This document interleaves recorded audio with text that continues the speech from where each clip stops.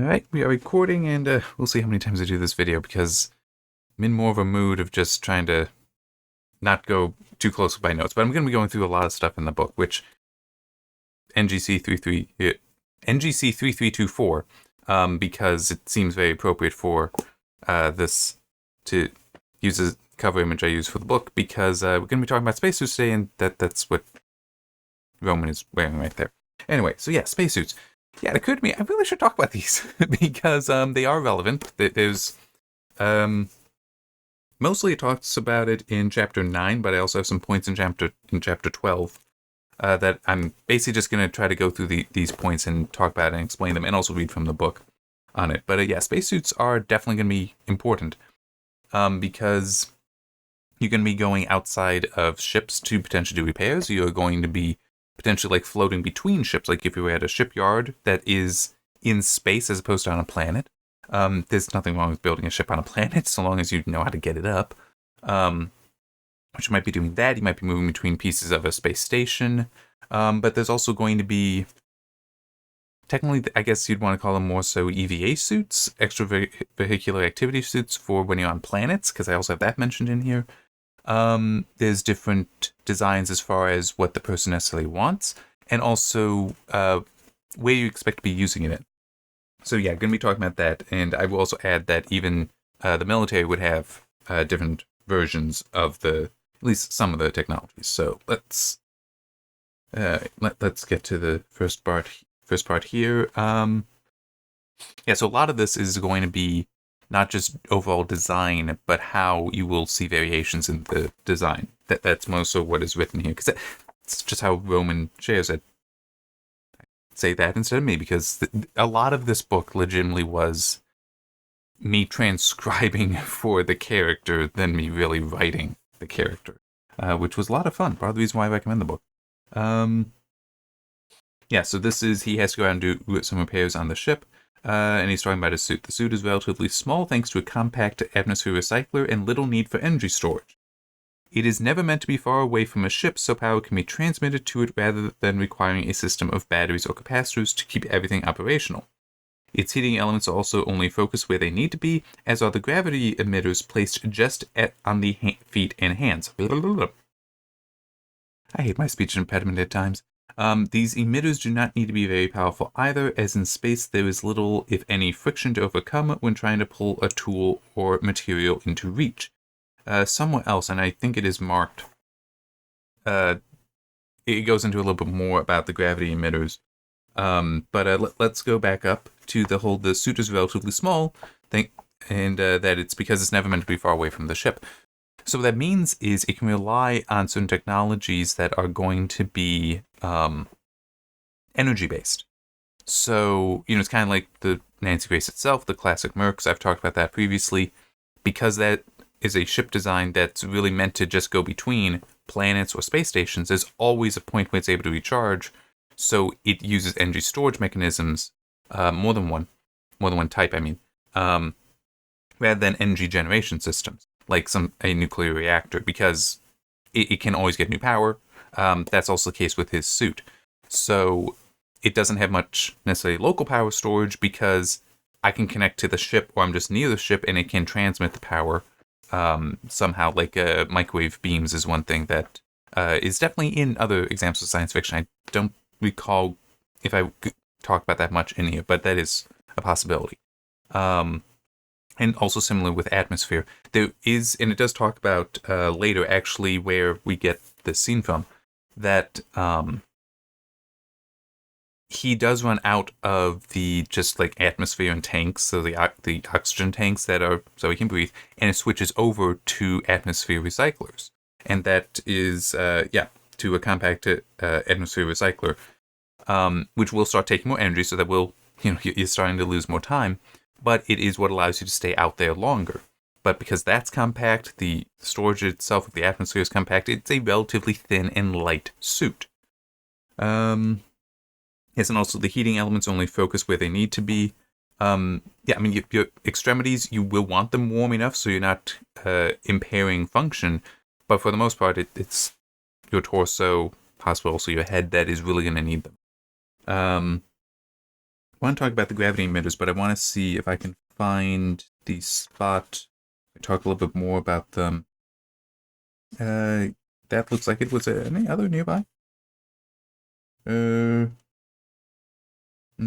Okay, and then I'll be getting into the visor, which is actually something very interesting as well. So yeah, I want to talk about the thickness of the suits. I will be getting to that soon. But the gravity emitters first. There's also the visor, and I did take some notes. I just like the general topics. Yeah, so I talked about the life support. There's some more about the sizes and thicknesses I want to talk about. That repair capabilities will also be there. Local gravity emitters, that's what I'm about to talk about. And then the visor. I'm going to come back to the visor after the gravity emitters. So the pairing, that's referring to the pairing of the gravity emitters in the suit and those on the exterior of the ship, is to ensure the emitters of the suit and the ship work together to secure the person, but do not produce a force on the body. So the idea there is that, and this is not as unreasonable as you might think. I mean, it's all made up nonsense technically, but it's the idea that like they're in the right frequency or in the right phase, so that the emitters on his feet primarily are going to attach themselves to emitters on the going to couple themselves to emitters on the ship. So his feet are going to be held there. Technically, he is not feeling much force of gravity on his body. Now, I'm trying to remember all my thinking from that. Partly it's going to be, like the suit itself is going to be applying a force. Like just pulling down my shirt, it's going to pull me down as well. Stretch out my neck and kind of thing. So you don't need the additional force of gravity there. There's also, if you go back and look at the artificial gravity video from however long ago, that was one of the earlier ones. I do talk about the inverse square law, that the force of gravity at your feet and the force at your head is different. On Earth, it is also different, but the Earth is so large, you're so far away from the main source of gravity, that it's going to be negligible. But with artificial gravity, you do have certain concerns that if you're not doing something to make sure it is even, it could really, really throw you off. So it's kind of a way to address that. But there's also because it's all artificial, imagine you're taking steps forward, and so it's having to produce a gravity field here, and then here, and then here, and then here. That could be very disconcerting and even upsetting, like give you an upset stomach, make you want to throw up. So I do kind of see it as if you focus it just at the feet and at your hands if you need to grab onto the ship, that is probably going to be easier to take advantage of. But I will also add this.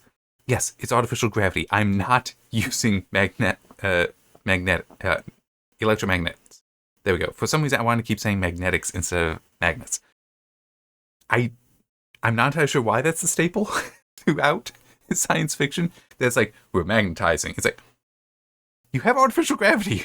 It is one of those. Artificial gravity is like such the unsung and unrecognized hero of space-based science fiction, and I don't know why everyone just forgets about it. It's like, it solves a problem. Why are you going to this other thing? Because it is like with electromagnetism, you're now moving magnetic materials through a magnetic field, which means you're technically supposed to be producing a current somewhere. There's also the whole magnets. We do call them permanent, but technically there are plenty that they will over time lose it. I mean, it's like, is this really the best idea? And there's also, if you're magnetizing to the ship hull, well, that means the ship hull has to be magnetic as well.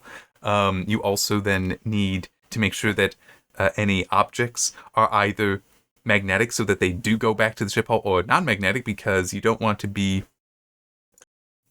Imagine this pen is more of a screwdriver. You don't want to be working and then it's constantly getting yanked down like that because of just it being magnetic. And it might be like, what if it's more magnetic up here than down here? So you're doing that, it's like, well, that doesn't help me. Because at least with gravity, though, it's even enough across its size that it's like, okay, I can handle that. So I could see just... I like magnets, don't get me wrong, but it's like, come on, people. We can do other things here that'd be better. All right, so where was I? Now I want to talk about the visor next. I just want to find... I think that's actually going to be like the next point. Okay. It's looking through cockpit... Oh, one thing I should also mention before getting to this. in chapter 9, when he is actually doing this spacewalk, there's a protocol that he has to follow. So for some of this, like what I'm about to say, looking through cockpit windows and a visor are very different experiences. I'm walking along the arm now, and the visor is properly highlighting everything, including the troublesome camera. That's referring to what it is. And then, end quote. There's a protocol that because it's only him at the ship, he needs to be in constant communication with somebody. Because I think it actually is a page or two before. Because this is something that actually goes back to the first chapter, I want to say, first or second chapter for I Call My Ship Catherine. There's no atmosphere in space. So every light is going to be very hard light, but it's also, there's very little light. It's dark space. So you're not going to see the edges of a ship that you're walking on very easily. There's no horizon lines. You already, gravity is off. You don't have an external magnetic field either, which could potentially also throw you off. It can be so confusing that the idea here is to prevent somebody from getting so confused that they might accidentally step off their ship, which even if they're not going to fall per se, I mean, in theory, they could step off and just their momentum carry them away. But the ship, with the gravity emitters, being tuned in, might pull you back. That may so throw you off, that may so discombobulate you, that you need to do something to prevent that. And if something goes wrong, because you're outside the ship, you need to be able to call for an emergency. So there's a protocol that he has to be in constant communication with somebody. In this case, because he's alone, it's... I'm trying to remember what his name was. Rob. Okay. Oh, yeah, and actually it is right here. Part of the protocol for spacewalks is to be in near constant verbal contact with someone. That someone can be on the ship, but as I travel alone, I am stuck with Rob at the moment. So it is, he's having to maintain a conversation there, but he is also, like, describing what he is going through to him he needs something to talk about, doing that instead of talking about something else, because it is actually, he mentions a little bit about his military service.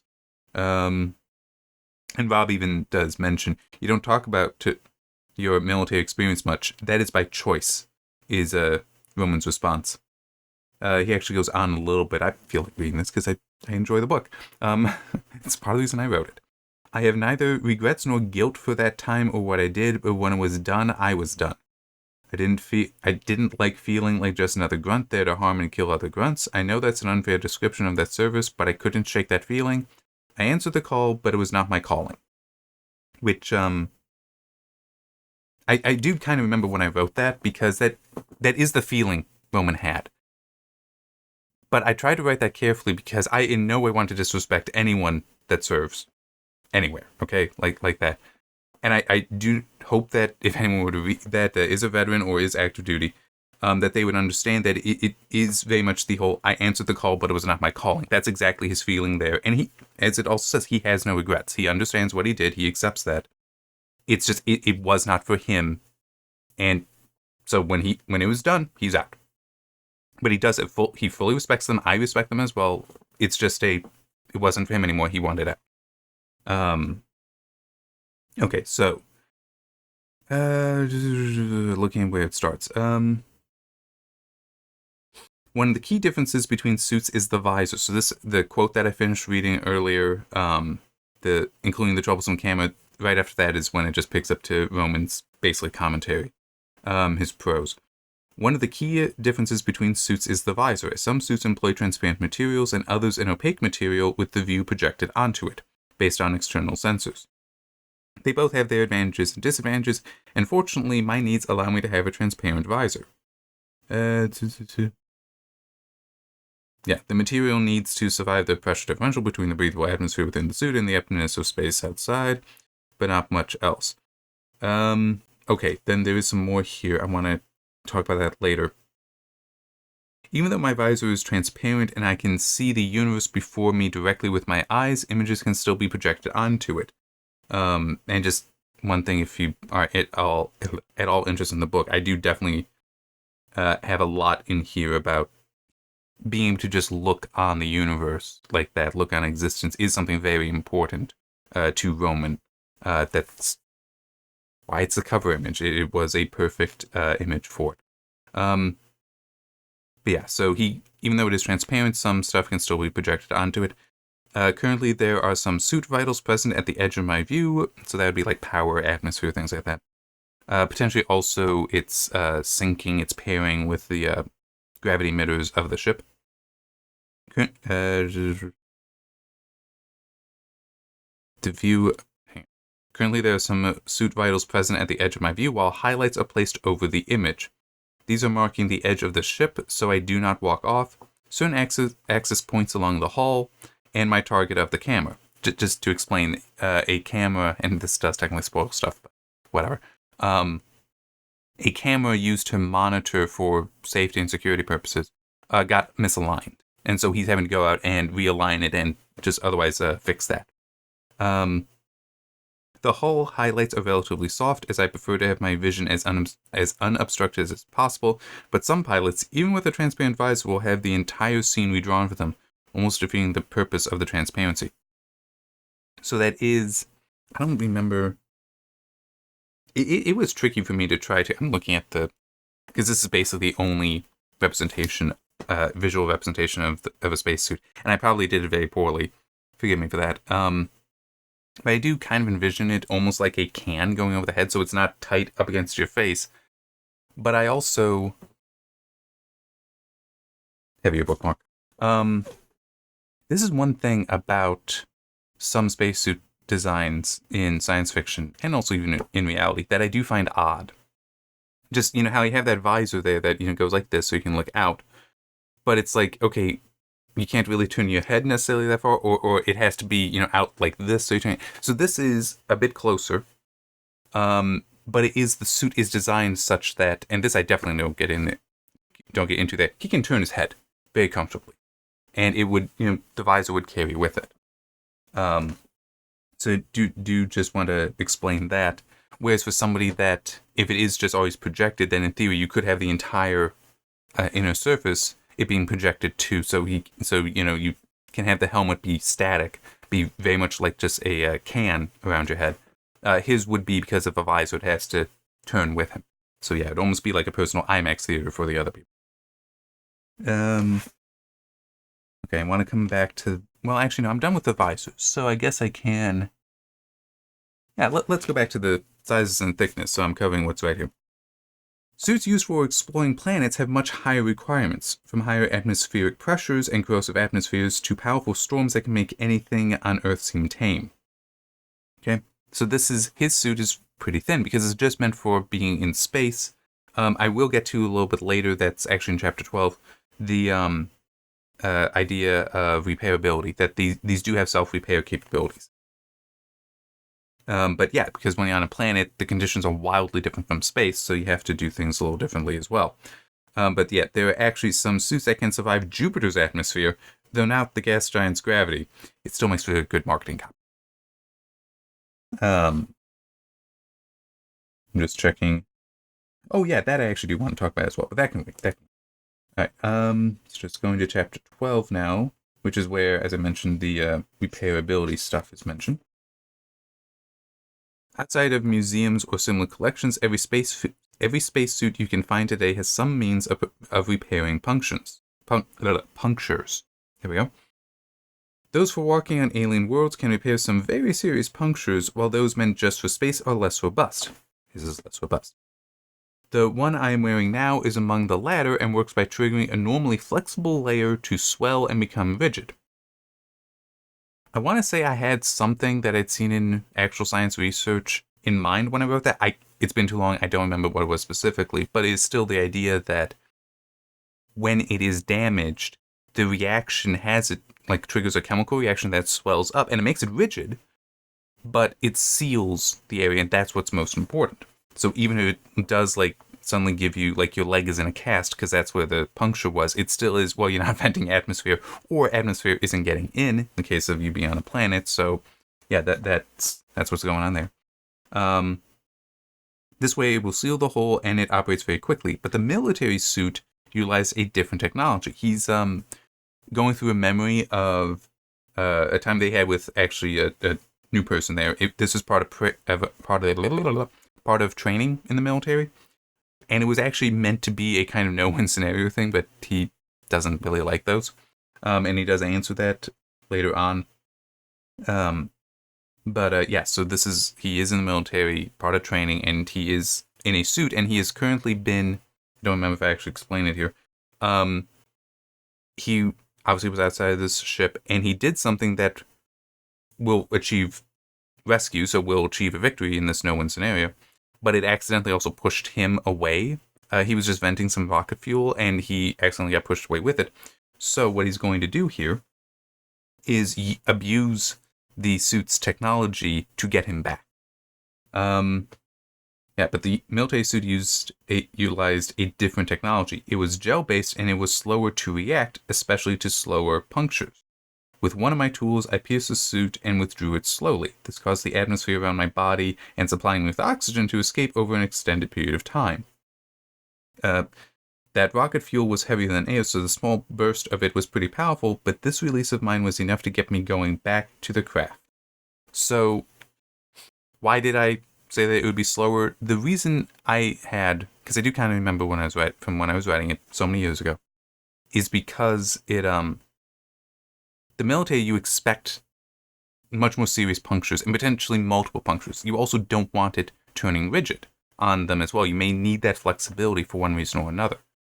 And also it's going to be a much thicker thing. So that would be why I'd be referring to it as a gel, because, it's not like, you're taking this material that's normally flexible and then making that rigid. You'd have a hunk of material in there that can react. So it's more robust. And he's abusing that because of it being slower, because that means he can keep an opening longer so he can vent more of the atmosphere and give him more thrust back. And also, for further context, this suit would probably also have a greater atmosphere reserve, so him losing some, he's like going to go back inside of like 2 minutes, or he's going to miss and just die out in space anyway. Well, no, they're observers, they pick him up, but it's like he knows he can spend that oxygen, that atmosphere, without danger. At least not without serious danger. I'm just trying to think. His response to the whole, the partner he's there with, and it's actually why he's even having the flashback, because it turns out she also comes into the conversation. She had retorted, luck runs out eventually, maybe, but I'd rather rely on the will to live, especially as mine is almost inexhaustible. And that in some ways does also capture that character pretty well. It's like, yeah, we'll do things because, like, well, I don't want to die today. I'm going to figure out how to not die today. Crap, what was it? There was another point. Oh yeah, that's right, the lighting. My suit has light on the helmet, the chest, and at the hands, but even with those turned up, I need to get a closer look. So this is also one thing I want to mention, because it annoys the hell out of me in so many different examples of science fiction and television. And Star Trek, you are absolutely guilty of this, okay? It pisses me off so much. If you see some older World War II era films, they have, I'll use that pen again, they have, yeah, that's right, lamps that are actually in, like, they're white, they're much larger than this, so imagine like D-cell batteries in there, or even C-cells. But the light at the top is actually articulated, so it can turn, because you would, it's kind of a stiff clip there, because you'd clip it on your uniform there with it just aimed forward. So you're not holding it, you're not using a lamp there. In Star Trek, what do they show? They'll show things that you have wrapped onto your wrist, so you have to now go like this to aim. It's like, this is very uncomfortable to go like this. Even bringing it back like this, it still is. That's very uncomfortable. And then that's mainly in TNG. I don't remember what they did in Deep Space Nine. But in Voyager, they're holding a thing like this. It's like, why are you giving up a hand to a light when you can have it on a pocket? I mean, sure, they don't have pockets, but it's like you got that communicator that somehow attaches. Have a light that attaches. Have it built into the communicator. We solved this so 80 years ago. It was solved. We're now hundreds of years in the future with Star Trek, and they don't know how to handle lights. So, in this suit, on the helmet, so when you move, a light moves with you. You can have it on your hand, so you can, if you need to aim it over there, you can. But it's also on the suit, on the chest of the suit, the torso of the suit, so that way it is illuminating what is in front of you, which makes sense because this is a much larger area, you could have a much larger light. And it's also, I mean, you'd be able to turn them on and off independently. But also imagine if there's multiple people there. If you are facing something, you can have that light on the torso facing it. You can be looking around with your hands, or you could be going like this. So it's like, maybe I'm looking over there because I want to see something over there. Like if I heard some noise or whatever, just something that draws my attention over there. But I want somebody looking over there. I can shine on it with my hand light. And then the torso light can be the main thing that's in front of me. Could do all of that at the same time. There's also, if it's on your head, then what about your peripheral vision? Right? Well, the hand light can hover that. The torso light might also handle that, especially if you're looking way up here. The torso light is still covering that. I'm sorry, it's one of those things where it's like this was solved 80 years ago. Which, okay, from the perspective of TNG, 40 years ago. Because that started late 80s, so about 40 years. But still, we had that solved. And they keep not having it right. So I fix. And that also reminds me, I'm actually working on a story now that is more modern day. It is technically Catherineverse, but it is modern day. I need to actually make sure that I have that in there. I might even give a character this rank. I might even do that because it's like, seriously. I don't want to keep going on that rant. But I do want to explain this. This might be the last video I do for a while. We'll see. I do have a plan for what I want to do in the future, but it's just I need to finish something else first. And because this might be the last one for a while, if a really neat piece of science news comes up, I will do a video on that like I've done previously.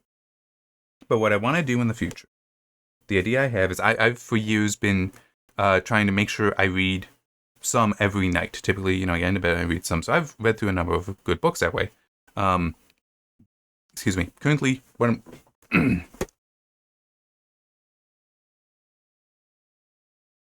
currently I'm on my Kobo. I'm looking through, working through La Mort d'Arthur. So pretty sure that would be The Death of Arthur. Maybe it's The Life of Arthur. I don't know. I'd have to check the translation. And I'm 71% of the way through.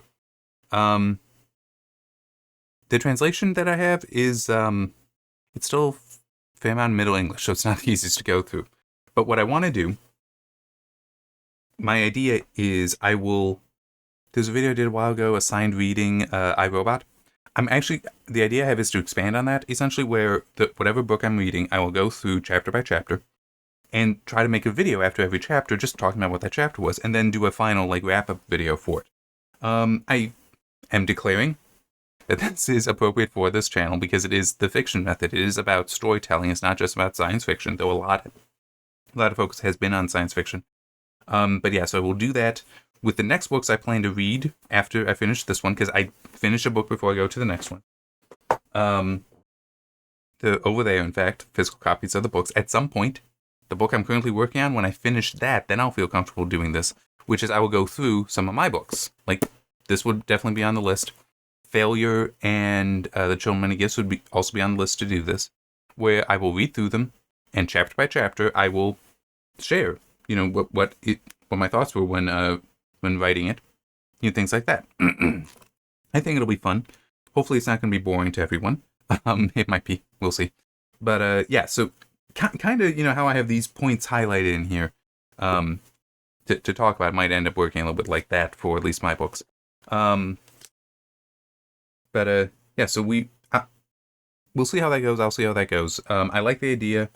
I want to do it because it's also should be a way for me to produce a lot of content, because I'm kind of running out of science fiction ideas to talk about. At least from my science fiction. So yeah, we shall see. I hope that, and it might be a while because I need to finish the book I'm currently in first. And I don't want to say what the next book is I will do. I do have it. It's right over there. It's the book I've been planning to go through for a while. So this may end up disrupting my order as far as what books I want to read. But for now, no, it's going to be my books. It's going to be in the order I've been planning on. I will also add, though, that I may, as I'm going through, find and correct errors in my books, since I'm sure they're still awesome.